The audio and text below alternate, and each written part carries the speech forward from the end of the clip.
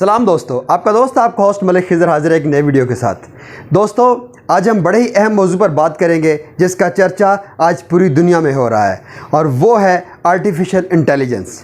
तो दोस्तों, आज हम इस पर डिटेल बात करेंगे कि आर्टिफिशियल इंटेलिजेंस जो है वो किस तरह हमारे लिए फ़ायदेमंद है और किस तरह नुकसानदेह है। You might have seen a video doing the rounds of the grey robot that looks.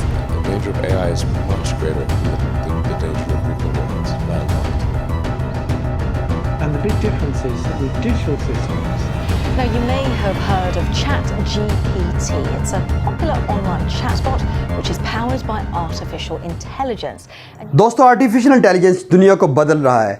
आज हम जिस तरह की चाहे फ़ोटो बनाकर उसके ऊपर उसको हम आर्टिफिशियल इंटेलिजेंस के ज़रिए हम उस फ़ोटो को यानी अगर एक फ़ोटो हम एक कमरे में या एक स्टूडियो में खींच रहे हैं तो उसको कहीं और हम शो करना चाहते हैं कि मैं फ़लाँ जगह मौजूद हूँ, तो वो फ़ोटो बिल्कुल ओरिजिनल की तरह आएगी और आर्टिफिशियल इंटेलिजेंस को इस्तेमाल करते हुए वो फ़ोटो ऐसे ही लगेगी कि आप वाकई उस जगह पर मौजूद हैं। एक बटन से आप अपने चेहरे पर मुस्कुराहट ला सकते हैं, एक बटन से आप अपने चेहरे पर रोना ला सकते हैं, एक बटन से आप अपने बालों का स्टाइल चेंज कर सकते हैं, एक बटन की क्लिक से आप अपने बाल बड़े कर सकते हैं, छोटे कर सकते हैं, आप क्लीन शेव हो सकते हैं और दाढ़ी आपकी आ सकती है। ये तो छोटी छोटी चीज़ें हैं जो मैं आपको बता रहा हूँ। अपनी एनिमेशंस, अपनी तस्वीरें, अपनी वीडियोस आप चंद सेकंड्स के अंदर बना सकते हैं। आप अगर आर्टिफिशियल इंटेलिजेंस के ज़रिए अगर आप कोई आर्टिकल लिखना चाहते हैं तो सिर्फ 3 से 4 सेकंड के अंदर वो आर्टिकल लिख सकते हैं। मसलन आप चाहते हैं कि मैं ये देखना चाहता हूँ कि किस तरह मुसलमान जो एलियंस के साथ नमाज़ पढ़ रहे हैं, तो इस किस्म की तस्वीर आपको वो 3 से 4 सेकंड के अंदर बनाकर आर्टिफिशियल इंटेलिजेंस आपके सामने रख देगा। दोस्तों, याद रखिए, इंसानी दिमाग जो है जितना इस्तेमाल होगा, जितना भी उसको इस्तेमाल करेंगे, जितना उसके ऊपर ज़ोर डालेंगे, इंसानी दिमाग जो है उतना ही शार्प होगा, उतना ही ज़हीन बनेगा। लेकिन आर्टिफिशियल इंटेलिजेंस की वजह से इंसान अपने दिमाग के ऊपर रिलाई करना छोड़ देंगे और वो पूरी तरह इन्वॉल्व होंगे आर्टिफिशियल इंटेलिजेंस के अंदर, एआई के अंदर, और उसके ज़रिए अपना काम जिसको आप स्मार्ट वर्क कहते हैं उसको अपना काम अलॉट कर देंगे और वो चंद सेकंड के अंदर वो काम करके दे देगा आपको। तो आप पूरी तरह एआई पर डिपेंडेंट हो जाएंगे और एआई आपको इस तरह डम करके रख देगा। दोस्तों, ये जो आर्टिफिशियल इंटेलिजेंस का प्रोग्राम था ये आज का शुरू नहीं हुआ, ये 1940 के अंदर ये शुरू हुआ था और 1970 के अंदर इसको रोक दिया गया था क्योंकि वो रिजल्ट्स जो है वो मिल नहीं रहे थे जो मतलूबा थे। लेकिन दोस्तों, आर्टिफिशियल इंटेलिजेंस अब 1940 या 1970 वाला प्रोग्राम नहीं रहा, अब उसके अंदर बहुत सारी चेंजेस आ गई हैं, वो बहुत एडवांस है। 2000 से लेकर 2023 तक अब तक जो चेंजेस आ चुकी हैं और कहा जा रहा है कि 2025 के अंदर ये 40% जो जॉब्स हैं वो उसको रिप्लेस कर दिया जाएगा आर्टिफिशियल इंटेलिजेंस के साथ। दोस्तों, आर्टिफिशियल इंटेलिजेंस जो प्रोग्राम है उसको आप ये ना समझिए कि कोई डम या मतलब कोई इसको अंडर एस्टिमेट करे तो वो सोचे कि जनाब ये कोई ऐसी चीज़ नहीं है। मिसाल के तौर पर दोस्तों, जो ये वीडियो आप देख रहे हैं, इस वीडियो के देखने के बाद जो आपके जहन के अंदर सवालात पैदा होंगे वो सारे के सारे सवालात आर्टिफिशियल इंटेलिजेंस जानता है और उनके जवाब भी जानता है और किस तरह आपको टेम करना है और किस तरह आपको घेर कर उस तरफ लेके आना है और आपको फ़वाइद बताने आर्टिफिशियल इंटेलिजेंस के, उसको ये भी आता है। दोस्तों, हमारी थिंकिंग, हमारे लाइक्स, हमारे डिसलाइक्स, हमारे फिंगरप्रिंट्स, हमारे सोचने का तरीका, हम क्या चाहते हैं, ये सारे का सारा डाटा जो है वो एआई के पास मौजूद होता है। हमेशा याद रखिए कि हम अपनी की हुई बात कुछ अरसे के बाद भूल जाते हैं, लेकिन आर्टिफिशियल इंटेलिजेंस वो टेक्नोलॉजी है वो कभी नहीं भूलेंगी। वो आपका बचपन भी जानेगी, वो बचपन से लेकर आप जवानी तक क्या करते रहे और जवानी से बुढ़ापे तक आप क्या करते रहे, आपका एक एक्शन, एक बात, एक थॉट उसके कब्जे में होगी। दोस्तों, बैंक अकाउंट, पर्सनल चैट, आपकी फ़ोटो गैलरी, आपके पास क्या है, फ़ोन के अंदर क्या है, ये सब के सब का डाटा एआई के पास मौजूद होगा और मौजूद होता है। अब ये सोचें कि प्राइवेसी एक मिथ बन के रह गई है।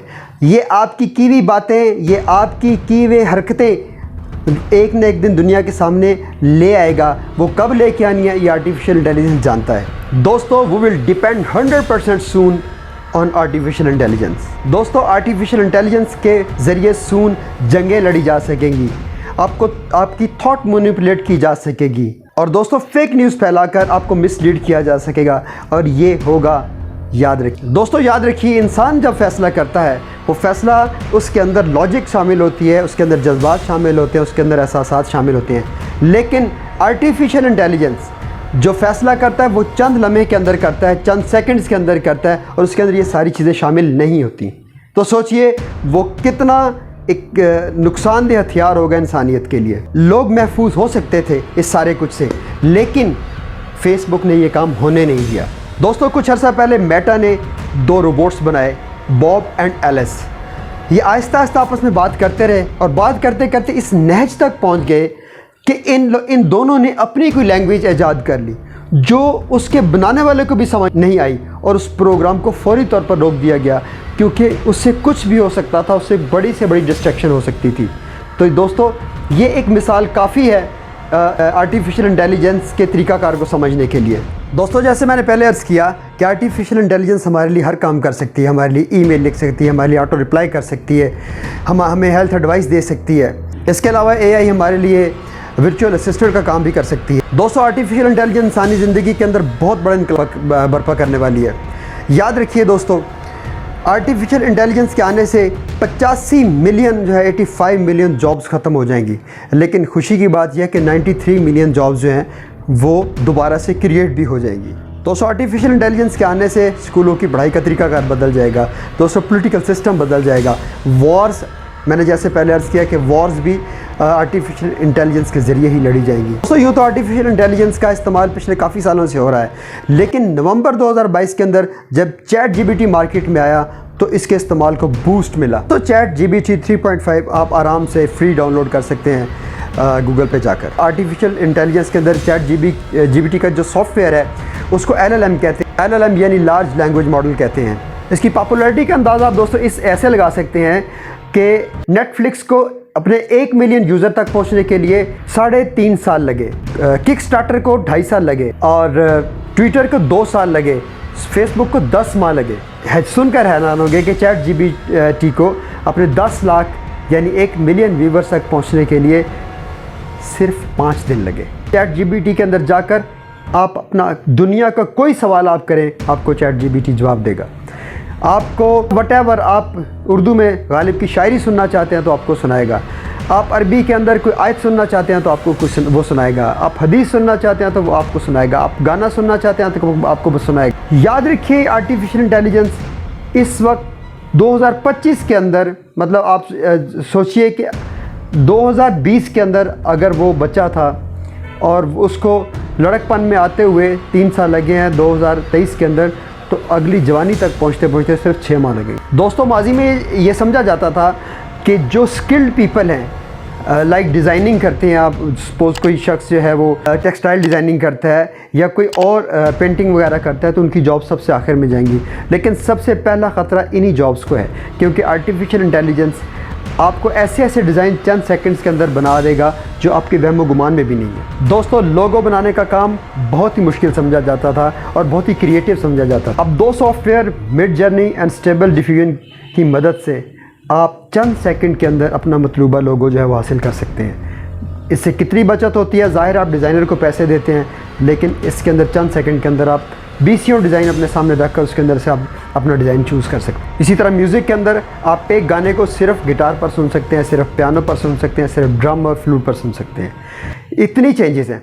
और इवन अगर आप गाना बनाना चाहते हैं तो आपने सिर्फ और सिर्फ AI को ये बताना है कि आपको किस किस्म का गाना चाहिए, वो आपको गाना बना कर देगा, म्यूज़िक बना कर देगा, और उसके अंदर आप अपने जो है वो लिरिक्स डाल सकते हैं। तो जिस तरह मैंने बताया कि वर्ल्ड इकनॉमिक फोरम 2020 की रिपोर्ट है कि 85 मिलियन जॉब जो है वो ख़त्म हो जाएंगी आर्टिफिशियल इंटेलिजेंस के आने की वजह से, और 93 मिलियन जॉब जो है वो नई क्रिएट हो जाएंगी।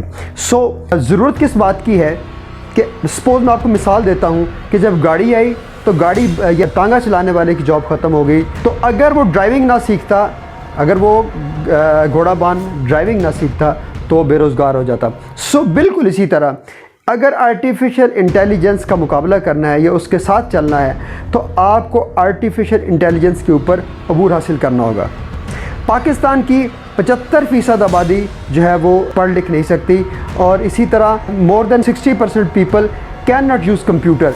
आप सोचिए कि अगर साल दो तीन सालों के अंदर अगर आर्टिफिशियल इंटेलिजेंस छा जाती है हर तरफ, तो जिस शख्स को कंप्यूटर की बेसिक चलाना नहीं आती, वो बेसिक कंप्यूटर नहीं आता, तो वो आर्टिफिशियल इंटेलिजेंस के ऊपर क्या खाक काम करेगा। इसीलिए ये कहावत है, AI would not take your job but a person knowing AI well. यानी आर्टिफिशियल इंटेलिजेंस आपकी जॉब नहीं छीनेगा।